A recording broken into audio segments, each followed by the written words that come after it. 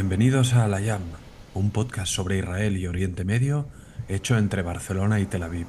Somos Paul Sánchez y Ofer Lashevitsky. Si crees que lo que hacemos es importante, puedes ayudar a financiar el podcast en el enlace de Patreon incluido en la descripción. Shalom, bienvenidos a Al-Ayam.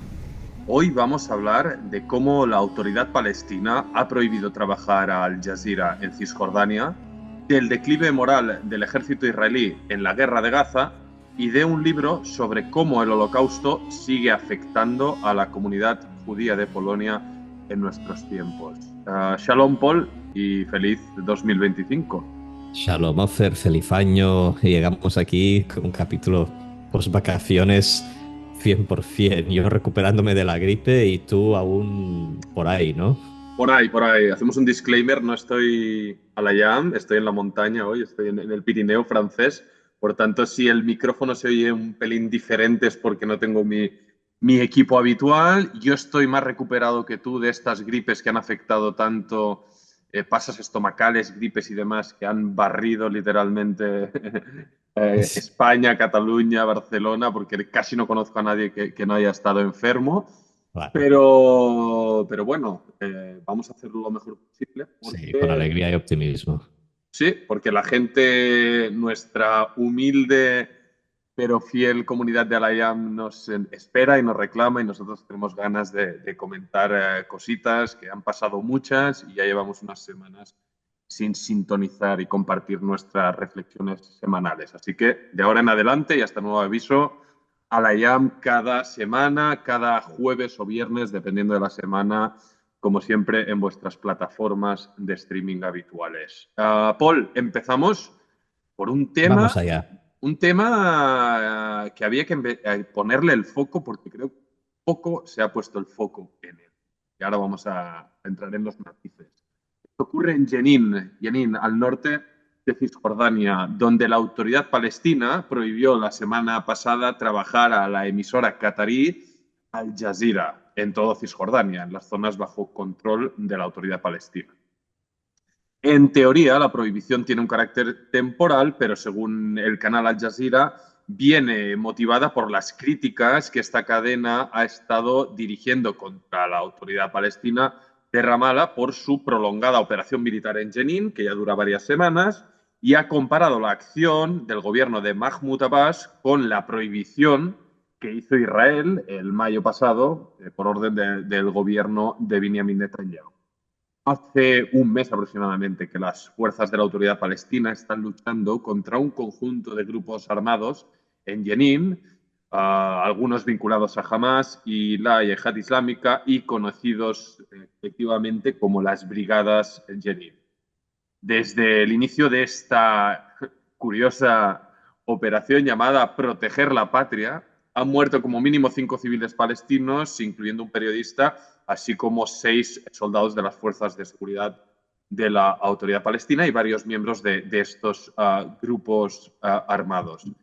Paul, estamos literalmente entre todos estos frentes abiertos que hemos estado comentando, estamos viviendo paralelamente el peor episodio de enfrentamiento armado intrapalestino desde que Hamas tomó el poder en las elecciones en 2006 en la Franja de Gaza y echó por la fuerza, incluido tirando por los tejados a los miembros de Al-Fatah, de la facción que gobierna la autoridad palestina en Ramallah. Desde entonces han habido rifirrafes, pero estamos viviendo realmente una situación de guerra en Jenin, donde snipers, ¿no? Francotiradores palestinos están matando a palestinos.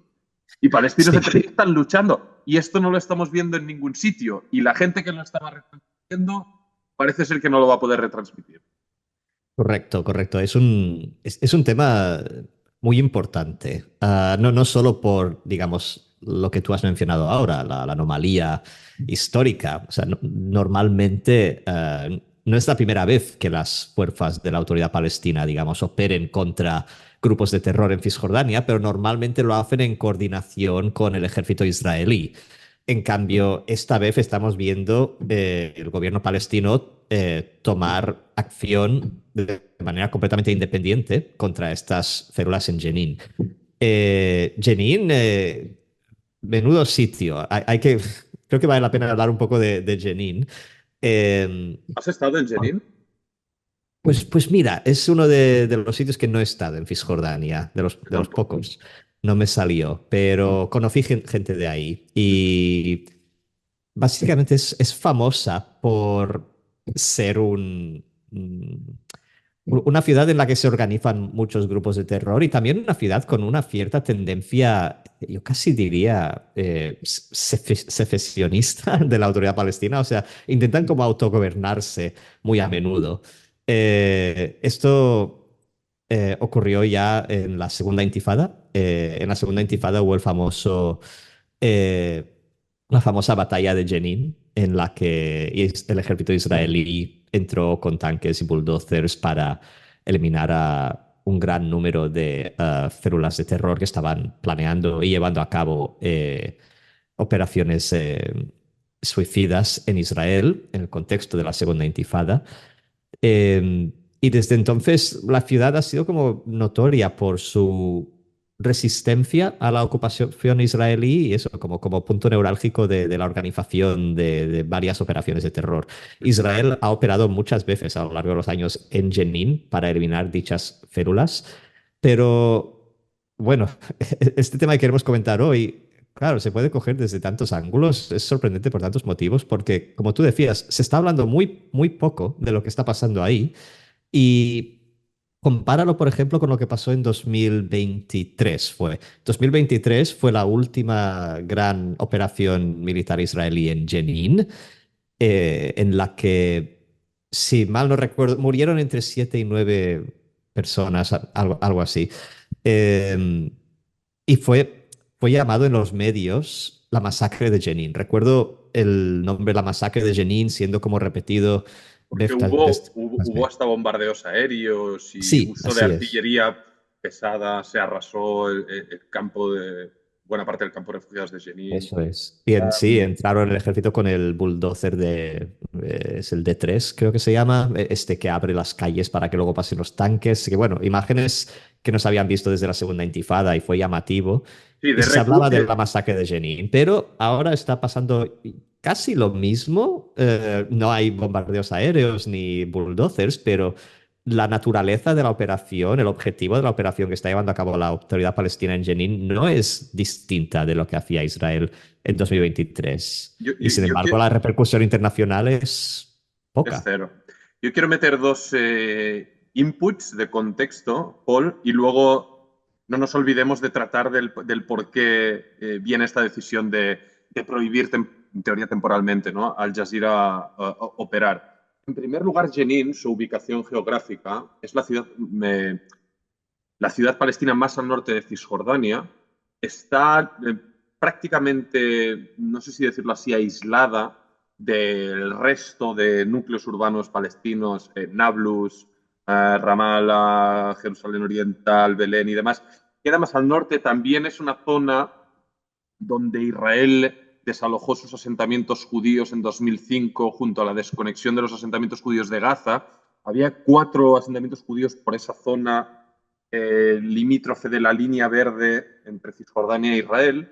Entonces, Jenin, fruto de este aislamiento geográfico y fruto de que Israel retiró su presencia civil y en buena parte militar también de esa zona más al norte de Cisjordania, quedó como una especie, ¿no?, de lobo solitario donde estos grupos armados, más allá del control de la autoridad palestina, han podido pues reagruparse, rearmarse y bueno, preparar operativos y un poco reestructurar la estrategia de su supuesta lucha armada para liberarse de la ocupación israelí. Este es un punto importante, el tema geográfico y la particularidad de esta ciudad. Y la otra es el por qué. ¿Por qué ahora Abbas? Quiero hablar un poco de Abbas y de la autoridad palestina y por qué es ahora el momento en que decide lanzar a sus propios hombres a, literalmente, desde las azoteas de casas que ocupan, disparar con francotiradores, que son imágenes que vemos normalmente que ejecutan soldados israelíes. Ahora son soldados palestinos que lo hacen no solo disparando y aleatoriamente en algunos casos, sino incluso deteniendo y humillando y apalizando a jóvenes que se animan a expresar cualquier tipo de crítica en redes sociales contra la autoridad palestina, que ejerce un régimen de terror y una tiranía sin escrúpulos y sin ni un ápice de, ¿no? de Bueno, ahorrar. y valga decir, sin elecciones democráticas desde 2009. Exactamente. Entonces, aquí te hago un poco mi análisis, ¿no? Pero tenemos la situación en Siria, donde hace muy poco facciones islamistas en esta revuelta express lograron derribar al régimen de Assad en poco más de una semana. En Cisjordania, la realidad es que la autoridad palestina es un ente muy impopular, con un apoyo escaso solo por parte de la propia élite que se beneficia vía puestos de trabajo y corruptelas de los beneficios que llegan de las ingentes cantidades de ayuda económica desde el exterior. Por tanto, la mayoría de la población palestina en Cisjordania literalmente odia a su propio gobierno por la corrupción, por la desconexión y porque en buena parte lo consideran un brazo ejecutor de la ocupación militar israelí, porque en muchos casos hace la faena sucia dentro de los núcleos urbanos palestinos de Cisjordania, que es las zonas donde tiene pleno control la autoridad palestina, habitualmente se encarga de hacer estas tareas. Por tanto, ¿y por qué ahora, no? A mí, aparte de este temor a que jamás o otros grupos islamistas tomen el poder en Cisjordania, lo cual es una amenaza real, creciente y constante, sobre todo en los últimos años, se me añade también el tema del cambio de administración en la Casa Blanca. Que Trump, bueno, con estas amenazas tan directas que lleva emitiendo respecto al tema de los rehenes en Gaza, respecto a los cambios drásticos que pretende hacer en, ¿no?, geopolítica, política exterior, pues la autoridad palestina también es muy dependiente, en este caso, de Estados Unidos, que es quien le brinda las armas y buena parte del dinero junto con Europa, ¿no? Entonces se me ocurre, o es mi análisis, ¿no?, que también ante este previsible cambio de doctrina respecto a Israel, Palestina en general, ellos, Abbas y su núcleo duro haya decidido, oye, poner la sexta marcha y lanzar un operativo que yo, de verdad, ni en todos los años que viví en Israel, Palestina, ni en estos años siguiéndolo desde la distancia, no recuerdo escenas así. Es No, un no, poco, nunca he visto yo tampoco una operación, digamos, de esta índole 100% palestina, con soldados palestinos contra, pues, en este caso, ciudadanos palestinos y, acusados de terror. y entrando ahora en la materia de la noticia, que es con lo que lo titulamos. Y aquí de nuevo, vamos con las dobles varas de medir. O sea, la autoridad palestina ha hecho exactamente lo mismo que hizo el gobierno de Israel, de la derecha más loca y mesiánica y perjudicial para el mundo y tal, que es vetar a Al Jazeera. Al Jazeera, sobre todo su versión en árabe, no es un análisis nuestro, es una realidad, es el portavoz de los hermanos musulmanes de Hamas, de su ideología en el mundo árabe. Por tanto, la autoridad palestina representa todo lo contrario, ¿no? Es el Al-Fatah, nacionalista palestino laico, etcétera, etcétera. Y ve a Al Jazeera como un instrumento decisivo a la hora de modular la opinión pública palestina. Al final es el canal seguido por la mayoría de palestinos. Más del 90% de los palestinos, según una encuesta publicada poco después de la prohibición, se informan por Al Jazeera. Y esa es la realidad. Y, ostras, a nosotros lo que nos impacta al ver esto y comentarlo aquí en privado antes de grabar a la IAM es como sale esta noticia, censuran Al Jazeera y nadie dice nada. Bueno, tú escribiste sobre esto hace poco en La Vanguardia, ¿no? ¿Cómo has recibido feedback? Sí, me interesa saber las reacciones del público. No sé, bueno, yo normalmente yo lanzo mis artículos y sigo con mi vida y seguro que hay comentarios por ahí en la web del periódico, en redes sociales y tal, pero no, más allá de lo que haya escrito yo, sí que es, bueno, en la prensa española y occidental no sé en qué otros lados ha salido ni cómo ha salido, pero, o sea, silencio absoluto, ¿no? O sea, ¿qué pasa? Que si Sí, los y como palmes... dices, ha sido un calco de lo que hizo Israel en su momento, bueno, con la diferencia de que Israel prohibió digamos, trabajar a Al Jazeera mediante un proceso, digamos, legislativo, o sea, y que pasó por las varias rondas de lectura en el Parlamento hasta que fue aprobada y tal, mientras que la autoridad palestina lo ha hecho pues al más puro estilo strongman árabe, decir, pues ya no trabajáis. Al A más puro, golpe de decreto. al más puro estilo palestino, porque Palestina, las palestinas, que viven bajo sitio y ocupación y lo que sea, pero al final están gobernadas por tiranías. Ah, Sí, bueno, esto, el gobierno de Mahmoud Abbas, a ver, o sea, podríamos llegar a llamarlo un gobierno títere de Israel. Creo que no se aleja de la realidad llamarlo así. no, sí, Porque, una cosa es a nivel operacional o funcional. A ver, añadamos más contexto. ¿Qué es la autoridad palestina? ¿No? Surge de los acuerdos de paz de Oslo y es como el embrión para la creación de una estructura estatal para la fundación de un futuro Estado palestino. Este proceso de paz fracasa, ya lo analizaremos tal vez sí, en otro momento. Y la autoridad palestina al final queda como un ente de gobernabilidad de las principales zonas urbanas palestinas en Cisjordania y en Gaza, aunque no Gaza cambia el poder y lo toma jamás. Y al final, Cisjordania en su conjunto está sujeta y dependiente de la ocupación militar israelí, tanto movilidad como economía, fronteras y por la propia ocupación militar del ejército y los asentamientos claro. que controlan el 60% del territorio de Cisjordania, que es el área C. Ahora, dicho esto, y el elemento este instrumental que decías tú, de que viene a ser ¿no? un partner en la lucha antiterrorista de Israel, eso no quita que el presidente Abbas y su círculo sea un gobierno autocrático cuyo mandato expiró en 2009 y ha esgrimido numerosas y recurrentes excusas para ir posponiendo la celebración de elecciones Sí. y estamos a 2025 y lo único que pretende él durante este tiempo es cimentar el relevo para el día en que se muera, que será pronto porque es un tipo muy Bueno, viejo y tiene enfermo. 89 años, tiene ya Mahmoud Abbas. Por eso. Y un tema respecto a lo que decías tú, Paul, del tema legal. Evidentemente, Israel todavía es una democracia, veremos hasta cuándo. Pero esta medida se aprueba por la Knesset y al final el gobierno tiene mayoría de parlamentarios y logra pasar este veto a las operaciones de Al Jazeera en territorio de Israel.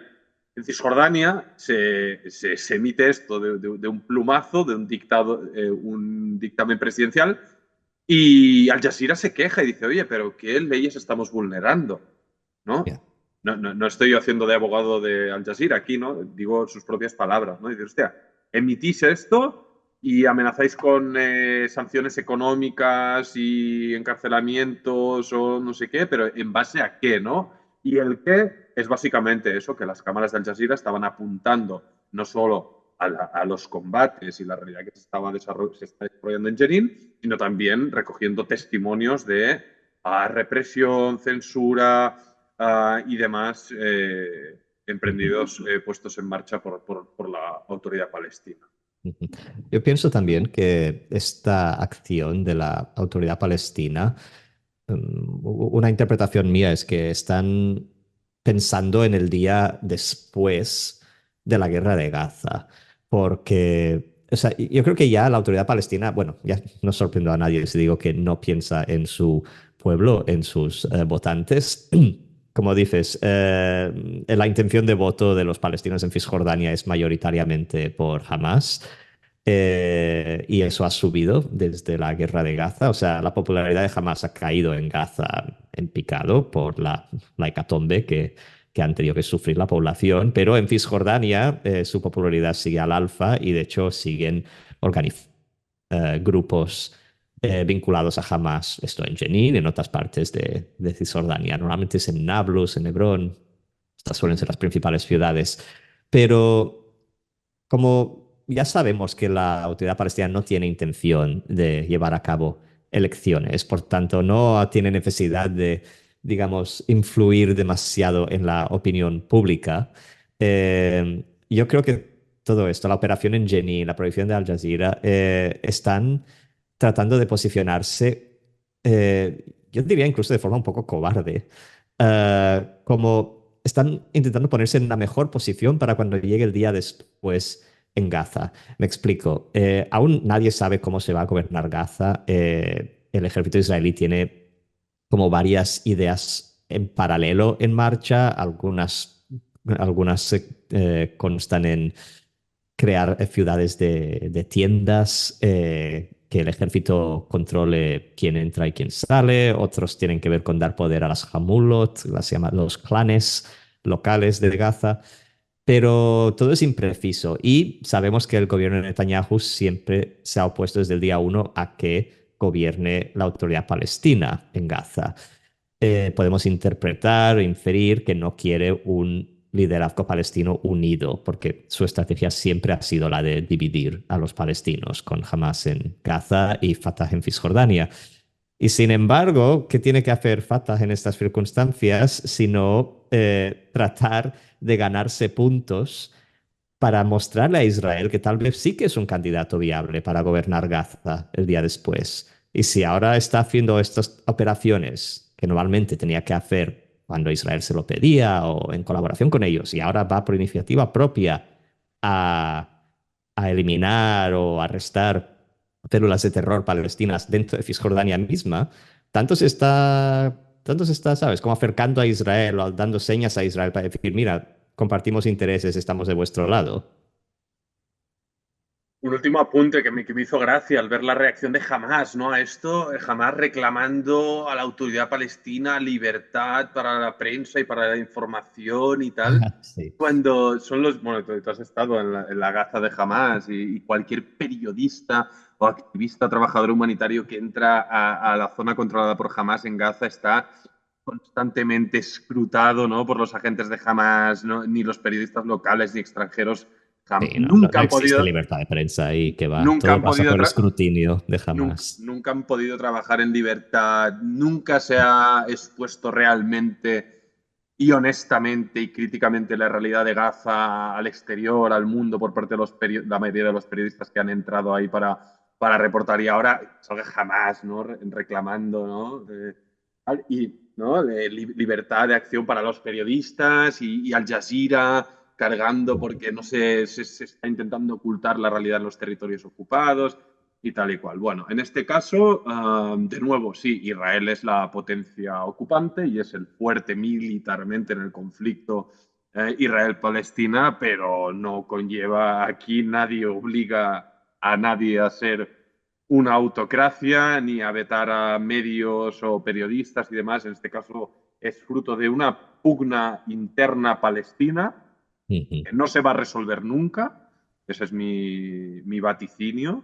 Hay un libro para quien le interese, a mi parecer bastante bueno, escrito por Tarek Bakoni sobre la historia de Hamas, que leí recientemente de la editorial Capitán Swing, si no recuerdo mal, donde ahí sirve mucho para entender estas internas, ¿no?, tanto la naturaleza y la fundación de Hamas, que también merece un capítulo aparte, pero sobre todo estas pugnas internas históricas que se van volviendo del mismo modo que las pugnas internas israelíes, que ya estoy volviendo a escuchar cada vez más el run run sobre ello en tertulias de radio y demás, pues van volviendo y van surgiendo porque son tensiones internas de difícil o imposible resolución.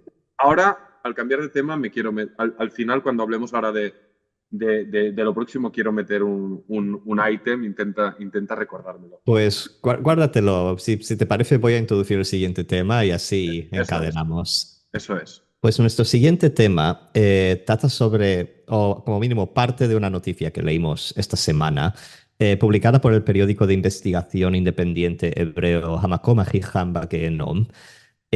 Publicaron un reportaje en el que verificaban que el pasado agosto un soldado israelí mató por error a un palestino que estaba haciendo de escudo humano para un batallón de la Brigada Nahal en la franja de Gaza. Esta frase es bastante desconcertante y llamativa y la desgranaremos en un momento.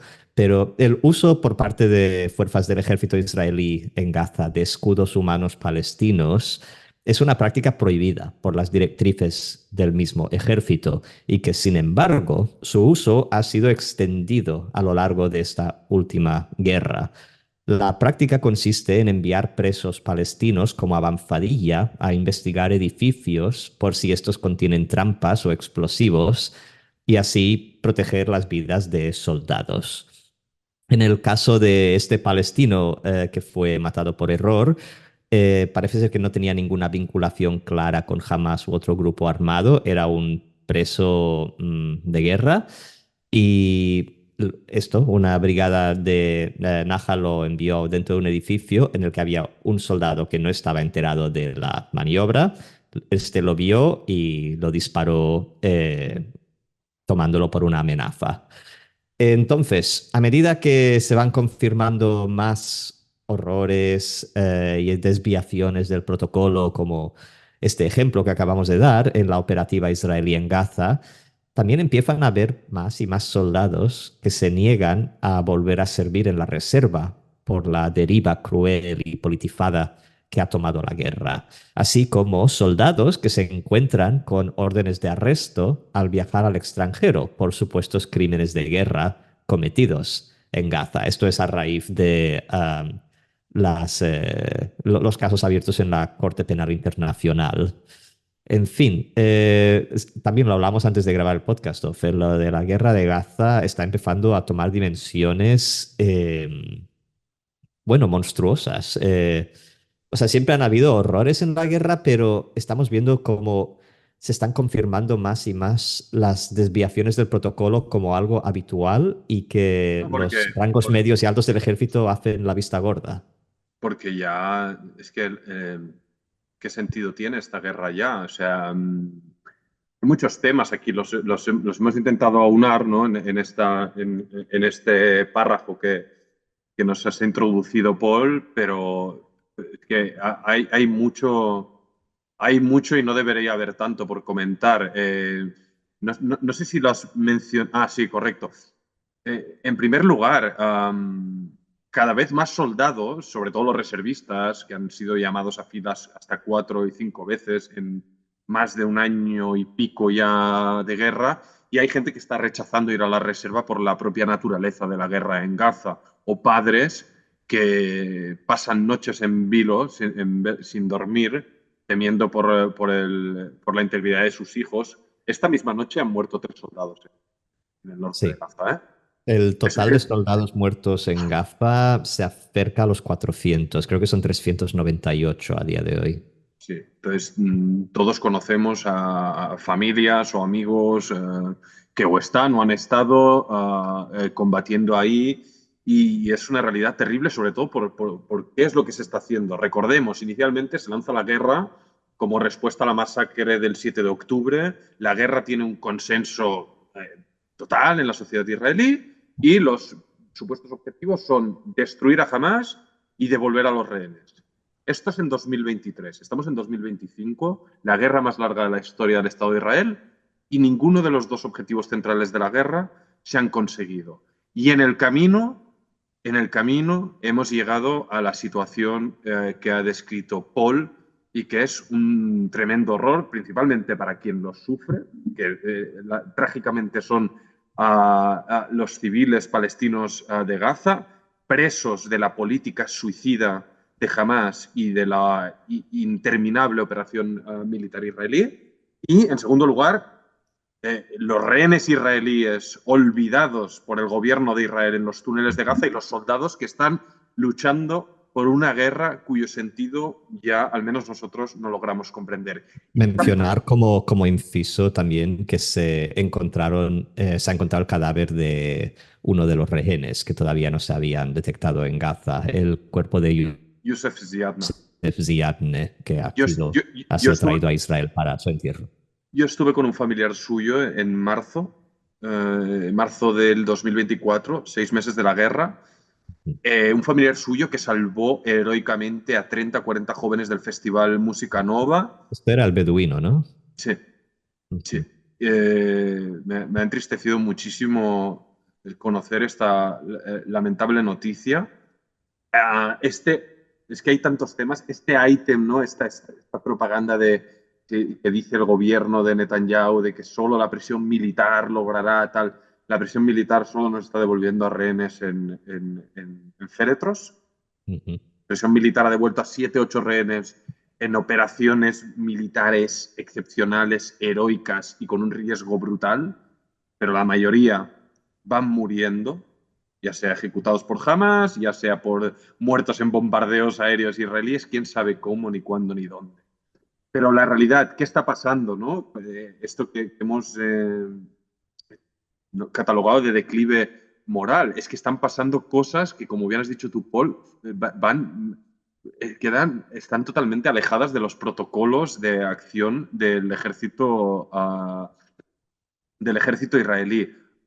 Hemos tenido un corte técnico, Paul. No sé dónde me has dejado de recibir, pero bueno, en resumen, estábamos repasando ¿no? a dónde está llevando esto y cómo está afectando ya y hay varias anécdotas, ¿no? Que has mencionado. Una, esta noticia que sale en Macoma Jijamba, ¿no? ¿Cómo sería la traducción? ¿El lugar más caliente Hostia. del infierno? Sí, el lugar más caliente del infierno. Es curioso nombre para un periódico de investigación, pero bueno, ahí Bueno, está. Buen son, trabajo. son, son temas que solo salen en digitales así independientes críticos o en Haaretz, Sí. por tanto, difícilmente llegan a la opinión pública y a los medios mainstream de Israel, ¿no? Pero, ostras, Sí, sí, unas, ta- un- son muy nicho estos medios, hay que decir. Sí. unas tácticas que llevan tiempo denunciándose en la operativa del ejército israelí en Gaza, que es Ujú. el uso ¿no? de presos como carnaza pues, para intentar evitar, ¿no? Pisar una mina o que una casa sea una trampa y tal. Entonces los Bueno, mandan ahí. me recordó hace unos meses el incidente de una operación israelí justamente en Jenin, mira, de la que hablábamos antes. Hubo una pequeña operación israelí en Jenin en la que fueron a desarticular un grupo armado y un jeep del ejército israelí cogió a un herido palestino, creo que le habían disparado y estaba herido, y lo ataron al capó del vehículo para... mm, bueno, no sabemos por qué, pero claro, las imágenes eran terribles porque muestran literalmente un escudo humano. Luego se Eso. decía que lo estaban llevando a la Media Luna Roja, pero dices, podríais Y, haberlo metido dentro del coche. y luego hay el otro tema que viene ligado a este, que es estos procesos judiciales que han empezado a sufrir a soldados ya liberados que han viajado por el mundo y en países como Brasil, Emiratos Árabes, no sé si Holanda y demás, vía una fundación internacional pro-palestina y agarrando la causa, como mencionabas tú, abierta en la Corte Penal Internacional de La Haya por genocidio, abierta por Sudáfrica acusando de genocidio al Estado de Israel por la guerra de Gaza, pues cómo estos soldados estaban afrontando órdenes de arresto en estos países. ¿Y cómo son localizados estos soldados? Porque muchos de estos propios soldados, que aquí es otra de las locuras que jamás entenderé de esta guerra. Podemos decir, son tontos. Ya, bueno, aparte de que su inteligencia sea cuestionable, es quien ha dejado que esto ocurra, que es que se han filmado literalmente y compartido en redes sociales cometiendo atrocidades fuera Sí. de Y cualquier tipo jactándose, sí. O sea, con una de... sensación de impunidad total. Quiero hablar un momento de esta fundación que has mencionado. Se llama Hind Rajab Foundation. Lleva el nombre de Hind Rajab, que te acordarás, es esa niña de 5 años que murió, creo que fue en enero, en Rafah, en la guerra de Gaza. Ella estaba en el coche con su familia y su prima llamó a servicios de emergencia y tenemos grabada la llamada con los Es servicios, terrible. por lo que el caso se hizo tan famoso, porque los audios son espeluznantes. Primero la prima está diciendo a los servicios de asistencia, perdón, de asistencia, que tienen un tanque al lado, el tanque se está acercando, luego se oye una explosión y un grito y deja de oírse nada más. Y luego Hind, que es esta niña de 5 años, era la única superviviente en el coche, toda su familia está muerta a su alrededor. Y Hind se puso al teléfono con los servicios de rescate. Y bueno, están los audios en internet para quien los quiera oír, pero es que te rompen el corazón. La niña está asustada, pide ayuda y la tienen al teléfono unas 3 horas mientras intentan coordinar cómo llevar una ambulancia para rescatarla, hasta que finalmente se envía una ambulancia y esta ambulancia también es disparada por un misil. Entonces, bueno, murió Hind, murió su familia y murieron los paramédicos que iban a rescatarla. Y Hind se ha convertido un poco en la cara, en el símbolo del civil inocente muerto en esta guerra en Gaza. Entonces, la fundación Hind Rajab, como tú decías, me está pasando por su web y, como dices, su trabajo, o sea, al final, muchos de los soldados israelíes se lo han hecho por ellos, que simplemente se dedican, pues eso, a coger vídeos de TikTok, Instagram, lo que sea, soldados haciendo, pues destruyendo, por ejemplo, propiedades sin que ello obedezca a una orden o a un fin operativo concreto, factándose también, el tono es importante. eh, y luego pues identifican a estos soldados, les ponen nombre y en el momento en que viajan al extranjero, pues emiten órdenes de arresto mediante sus abogados. Entonces, lo que ha pasado que es nuevo en Brasil es que hasta ahora han hecho esto con varios soldados, viajando en Tailandia, en Bélgica, otros países, pero normalmente las autoridades de esos países remiten el caso a la Corte Penal Internacional ¿sabes?, en un juego de ping y pong, a ver quién se ocupa. Pero en Brasil ha sido la primera vez que las cortes locales de Brasil estaban dispuestas eh, a ocuparse del caso. O sea, iban como a ejecutarlo. Entonces, según tengo entendido, este soldado ha vuelto a Israel y, bueno, estuvo a punto de estallar una crisis diplomática por ello.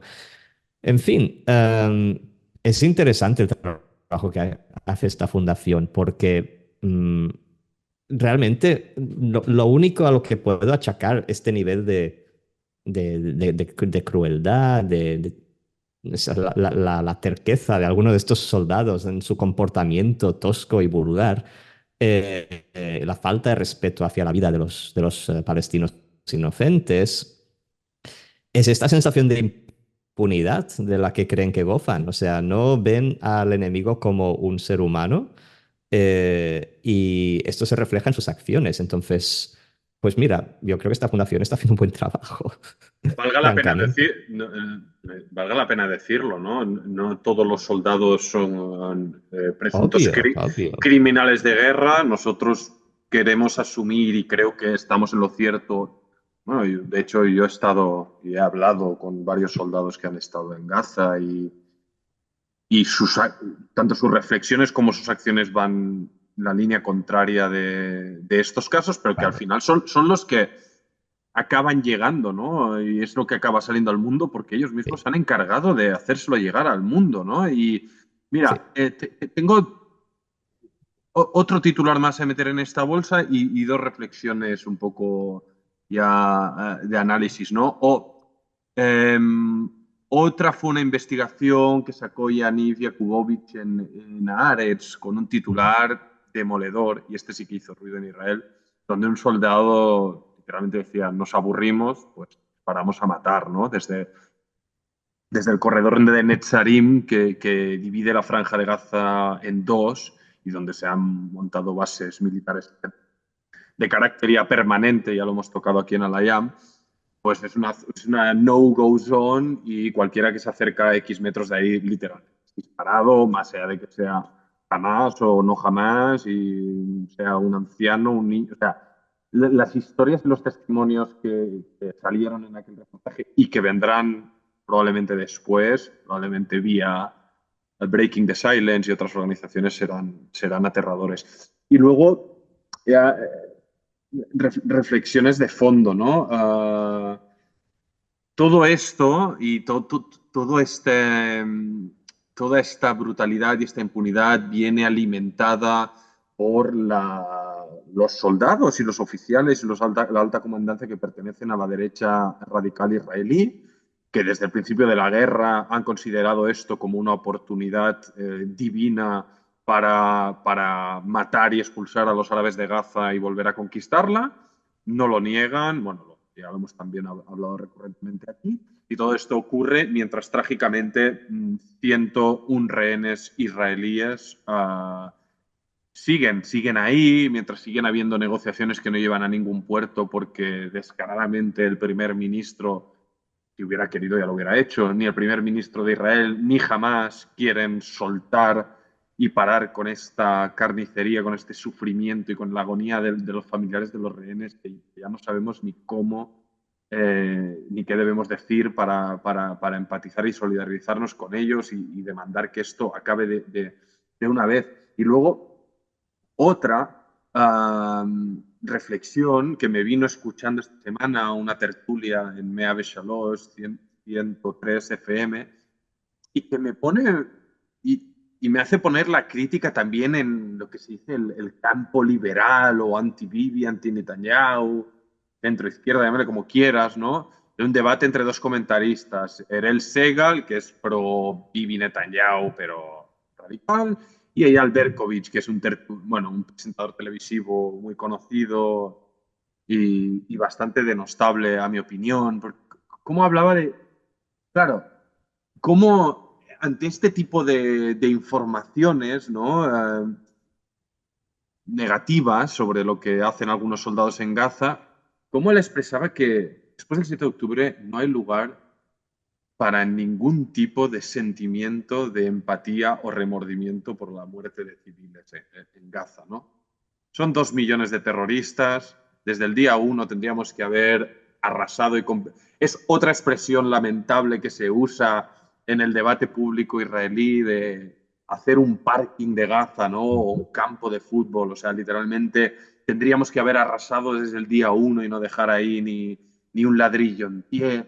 O la frase en Jafim mi pesha, que se repite hasta la náusea, significa no hay ningún inocente en Gaza. No hay ningún inocente en Gaza. Evidentemente, en el 7 de octubre hubo imágenes lamentables y gravísimas de civiles palestinos, miles, que se infiltraron junto a los terroristas de Hamas en Israel y cometieron barbaridades.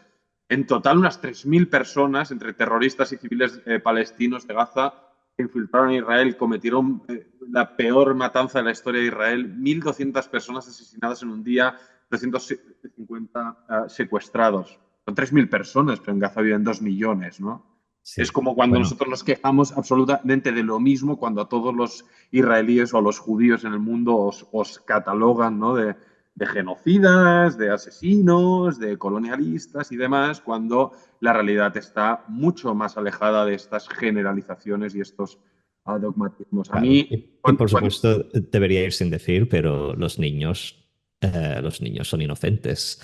Pero tú le dices esta frase, los niños son inocentes, a esto, los tertulianos de derechas, los vivistas israelíes, y lo que inmediatamente te gira la tortilla diciendo, no, pero los están educando para ser futuros terroristas. Si no los matamos ahora, van a venir a matarnos mañana. De hecho, leí una frase, una declaración espeluznante, no recuerdo quién la dijo ahora, pero alguien dijo algo así como, o sea, los que nos atacaron el 7 de octubre son los niños que dejamos con vida en la guerra de 2014. Que dices, qué mentalidad más retorcida, pero... Efectivamente hay muchísimo odio y hay muchísima gente en Gaza que desearía la muerte y la expulsión de los judíos de la tierra de Israel, e incluso jamás en sus planes de ataque también se había ya planificado la repartición de toda la Palestina histórica porque ellos pensaban que iban a lograrlo y que Israel iba a desaparecer, igual que Hezbollah, igual que Irán.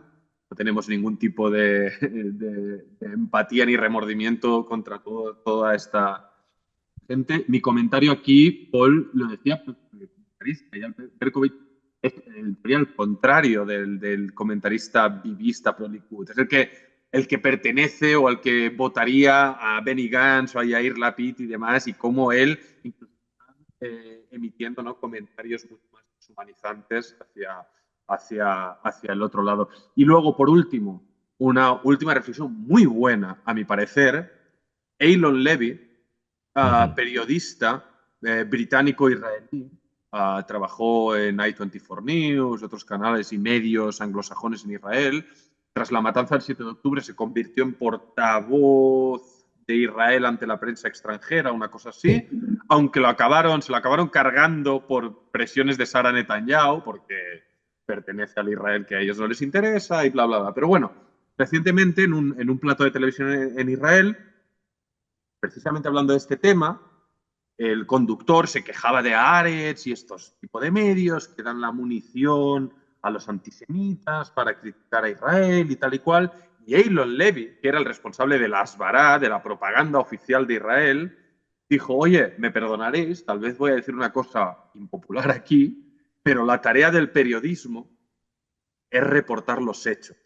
Y tal vez lo ideal es que esos hechos no ocurrieran, ¿no? En contestación a quienes dicen, oye, no, a Haaretz no debería, ¿no?, o estos medios críticos que no deberían existir. Bueno, para mí son fundamentales no solo en Israel, sino en cualquier lugar, porque si no, el poder, los poderosos no tendrían fiscalización ni filtro, ¿no? Entonces, Eilon Levy, así como la mayoría de israelíes que conozco, que están aterrados por la cara que adoptó y tiene el país bajo el actual gobierno, pues al final dice una cosa tan básica como esa, ¿no? Tal vez lo ideal es que no ocurrieran ese tipo de cosas, sin negar aquí ni Eilon Levy ni la mayoría de israelíes la legitimidad que tuvo lanzar la guerra en Gaza. En teoría debería, ¿no?, haber servido para cumplir los objetivos que mencionamos y que tristemente,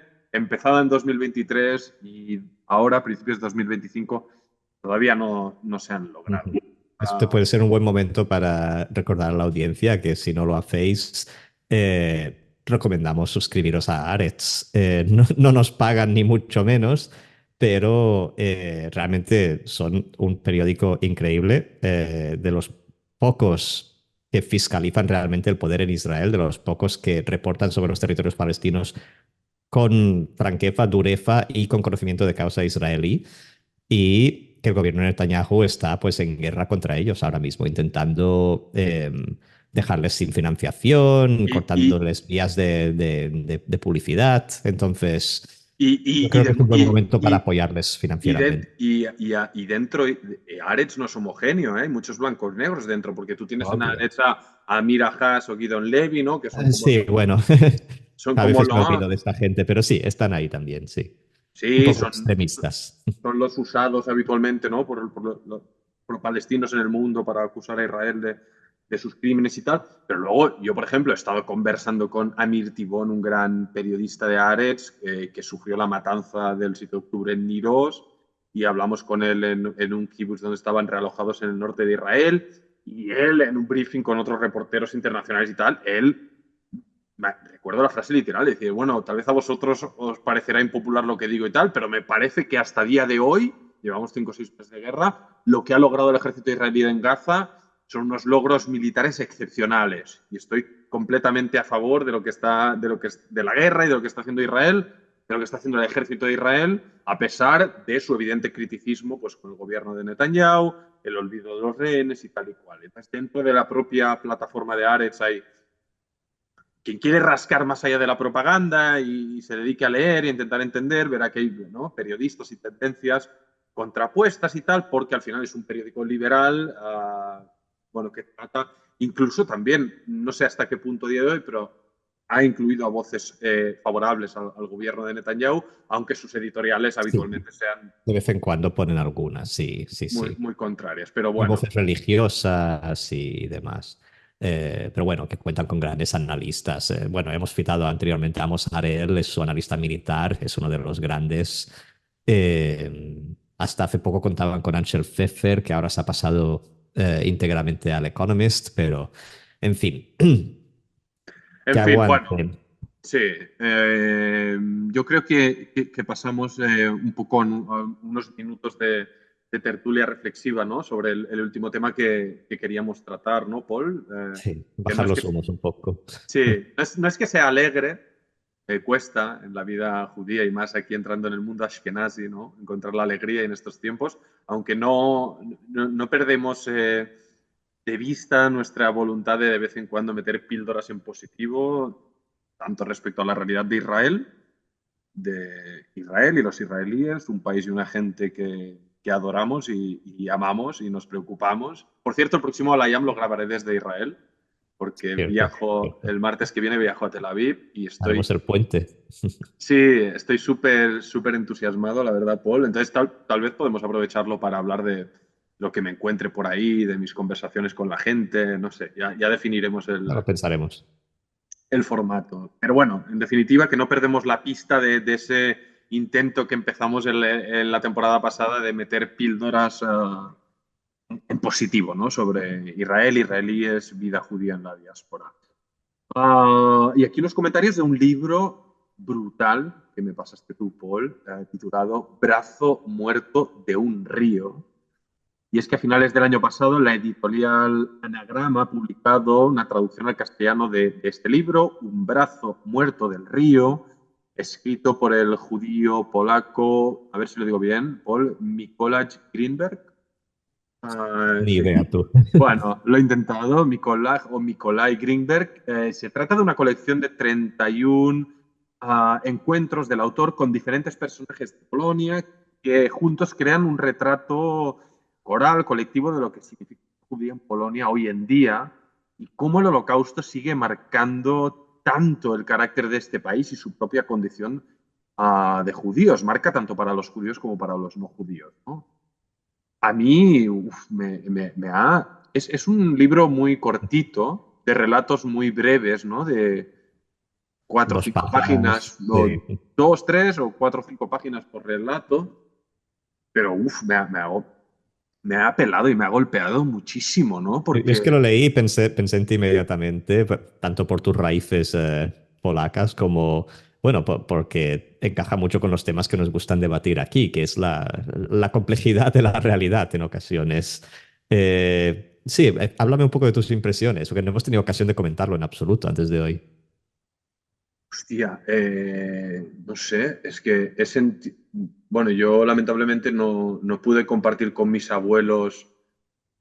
Mi abuelo, mis abuelos maternos, los dos sobrevivieron a la Shoah y mi abuelo falleció cuando yo tenía 8 años, mi abuela debería tener 13 o 14. Nunca absolutamente hablé de nada de todo este capítulo tan traumático en su historia, pero me imagino cómo debió ser para ellos, ¿no? La llegada de los nazis al poder, el inicio de la Segunda Guerra Mundial y cómo su condición de judíos en Polonia debía de ser primero ocultada y luego escondida o tratando de huir, finalmente siendo capturados y en fin, sus familias asesinadas y ellos sobreviviendo a los campos de concentración y de exterminio. Bueno, la historia que tras, trágicamente el mundo conoce, ¿no? Y que a nosotros nos toca tan de cerca. Lo que no esperaba es que judíos en la actualidad, en 2020,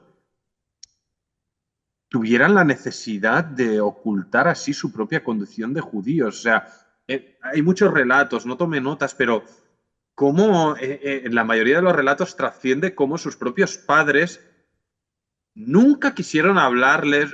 Estamos hablando de padres judíos que tal vez eran huérfanos, que fueron, ¿no? Ujú. Acogidos por familias de acogida cristianas, supongo, o no judías, polacas. Entonces su condición judía fue absolutamente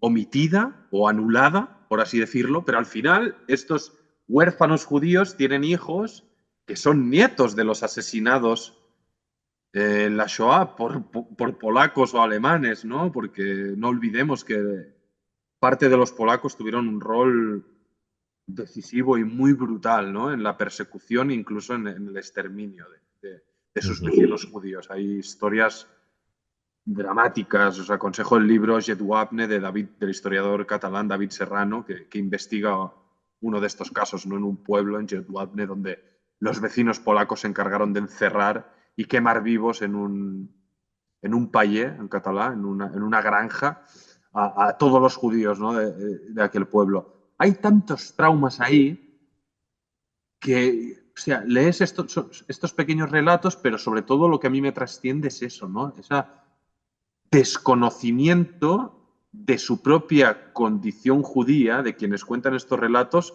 porque en sus casas, sus padres o sus realidades, este tema nunca se ha abierto el melón. Entonces, son judíos porque lo han sabido de algún modo de rebote, pero no tienen ningún tipo de trasciende, que no tienen una conexión como tenemos tú y yo, ¿no? Con bueno, tú en tu caso que cumples más con la liturgia, yo menos, no soy religioso, pero con el Shabbat, con el Hanukkah, con ser israelí o ser judío, para ellos es algo totalmente residual y es hasta casi un estigma, ¿no? Que les perjudica en su vida rutinaria en Polonia.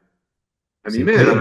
sorprende cuántos hay, justamente. O sea, eso, muchos de los relatos son sobre personajes como los que tú dices, gente que ya en su edad adulta, en los 40, 50, descubren que son judíos y ya tienen hijos a los que han criado como católicos y te hace preguntar, o sea, estos son los que lo han acabado sabiendo, pero ¿y todos los que no? ¿Sabes? O sea, ya sabemos los estragos del Holocausto, sabemos las víctimas, los judíos que no pudieron volver a sus hogares, que emigraron a Israel o a Estados Unidos o a otros sitios, pero esta gran masa de judíos que permanecieron como, no sé, ocultos. Es que no es ni ocultos, porque rehuyeron la condición. Sí, es muy fuerte y te hace preguntarte también lo que es la cuestión judía. O sea, al final es como que el ser judío. A ver, recuerda lo que dijo Sartre sobre el antisemitismo, que digamos, es algo, no recuerdo la cita exacta, pero básicamente que si el judío no existiera, el antisemita lo crearía, algo así. Eh, es como que la condición judía es algo que se activa en el momento en que otros son conscientes de tu presencia como judío. O sea, estos son, como tú dices, judíos que han pasado a vivir como católicos y no han ni encendido velas de Shabbat, no han hecho nada. O sea, las historias románticas que se cuentan de los conversos de España en la Edad Media, no hay nada de esto. Estas son gente que quieren olvidar todo lo que pasó y crean una identidad nueva y pasan desapercibidos en sociedad como polacos. Pero contrasta con otras historias en este libro, como por ejemplo una que me hizo mucha gracia era el de los dos hermanos polacos, esos son polacos polacos, no judíos, que son propietarios de una empresa y que los trabajadores de la empresa un día deciden que estos dos jefes son judíos sin motivo aparente, más allá de que no sé, no están como repartiendo los dividendos de una manera que los trabajadores creen justa o algo, y dicen, no, estos son agarrados, son judíos, y el rumor crece hasta tal punto que todo el mundo está convencido de que estos dos son judíos y vienen al autor del libro desesperados en plan, oye, tú puedes publicar algo para decirles que no somos judíos, no sabemos cómo parar esto, porque dicen, nos está jodiendo la vida. O sea, estos son dos personas que están sufriendo antisemitismo sin ser judíos. Eh, o sea, en fin, el libro despierta muchas preguntas, muchas reflexiones sobre eso, sobre lo que es ser judío en Polonia hoy y lo que, más que ser judío, lo que se percibe como el ser judío y cómo eso sigue pervirtiendo la psique general de la población. No, y te hace constatar, ¿no? La cercanía del holocausto, ¿no? También. Y cómo es una historia, bueno, claro, es que en Polonia, mira, la historia que mencionaba de Wapne también cuenta ¿no? Cómo cuando por iniciativa de un exalcalde y algún activista y tal se intenta rememorar la verdadera realidad de lo que ocurrió en estos pueblos, en este pueblo y en otros lugares, los quienes lo intentan conmemorar son perseguidos, duramente reprimidos y hostigados. y aislados socialmente. Es decir, Polonia nunca ha hecho borrón y cuenta nueva, e incluso el anterior gobierno de tintes bastante autoritarios, pasó incluso leyes para denegar cualquier corresponsabilidad polaca en la participación en los crímenes cometidos contra los judíos durante la Segunda Guerra Mundial y el Holocausto por parte de polacos colaboracionistas, porque es que en algunos pueblos los nazis no tuvieron que hacer nada, porque la tarea sucia la hicieron algunos. Sí, el antisemitismo de los polacos en la Segunda Guerra Mundial era notoria. De nuevo, no queremos acusar a todos los polacos, como nunca queremos acusar a todos los palestinos ni a todos los israelíes de nada, pero sí que es una realidad que ocurrió, es una herida sin cicatrizar. Nosotros somos conscientes, porque a través también ¿no? de Mozaica y de otros sitios estamos ¿no? en contacto con colectivos judíos de Europa, y en Polonia hay un resurgir, ¿no? Y un interés creciente, ¿no? Y una vida judía, ¿no?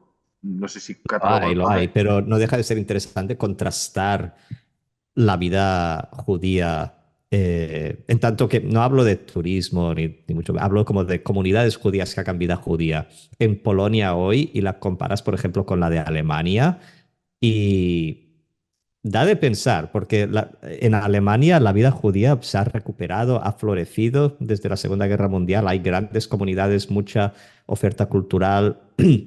En cambio, en Polonia ha costado mucho más, y no acaba nunca de arrancar, y sí que existen grupos, iniciativas de jóvenes que intentan hacer que tome raíz, pero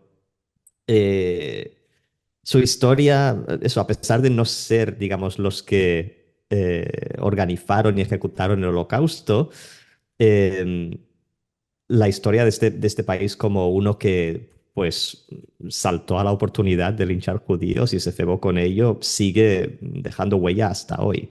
O Para sea, mí, sigue habiendo mucha desconfianza por parte de judíos hacia los polacos. tú tienes más experiencia en el sector editorial. Yo me pregunto qué repercusión puede tener un libro así. ¿Cuánta gente lo va a Poco. comprar y leer? Ya me lo imagino, ¿no? Nosotros humildemente, desde nuestra... Anecdótico, yo diría, es anecdótico, pero a mí me parece muy revelador para el que quiera, para el que le interese temas de Segunda Guerra Mundial y Holocausto. Me parece un libro muy iluminador sobre, pues esto, No, la sobre todo, sombra que tiene sobre el presente.